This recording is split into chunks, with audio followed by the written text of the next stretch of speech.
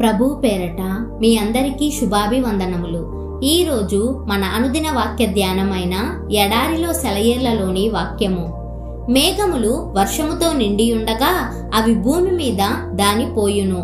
ప్రసంగి గ్రంథము 11వ అధ్యాయము 3వ వచనము. అయితే మనం కమ్ముకున్న మబ్బుల్ని చూసి భయపడతామెందుకు?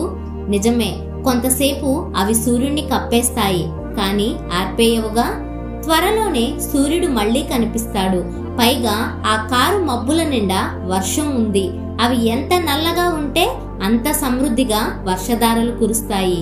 మేఘాలు లేకుండా వర్షం ఎలా కురుస్తుంది? మన శ్రమలు ఇంతకు ముందు ప్రతిసారి మనకు దీవెనలనే తెచ్చాయి, ఇకపై కూడా తెస్తాయి.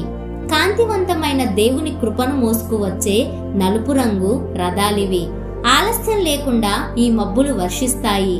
చెట్లకు పడుతున్న చిగుళ్ళు ఆ చినుకుల వల్ల నూతనోత్సాహం పొందుతాయి. మన దేవుడు దుఃఖంతో మనలను తడపవచ్చు గాని వెంటనే తన కరుణతో మనలను ఉల్లాసపరుస్తాడు.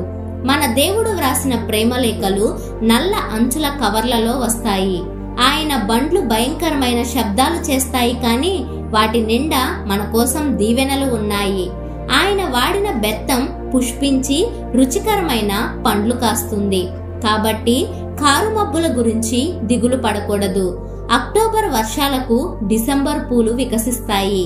ప్రభువా, మేఘాలు నీ పాదధూళి. మేఘాలు కమ్మిన చీకటి రోజున నువ్వు మాకెంత దగ్గరగా ఉన్నావు. ప్రేమ నేత్రాలు నిన్ను చూసి సంబరపడతాయి. మేఘాలు తమలోని వాననంతటినీ కుమ్మరించి పర్వతాలను తడపడాన్ని చూసి విశ్వాసం ఆనందపడుతుంది. నీ ఆలంబన వృక్షాన్ని కూల్చేసిన తటిల్లత, నీలి గగనం నీ తలపై వసించాలని దిగిరావడమే దాని ప్రత్యేకత.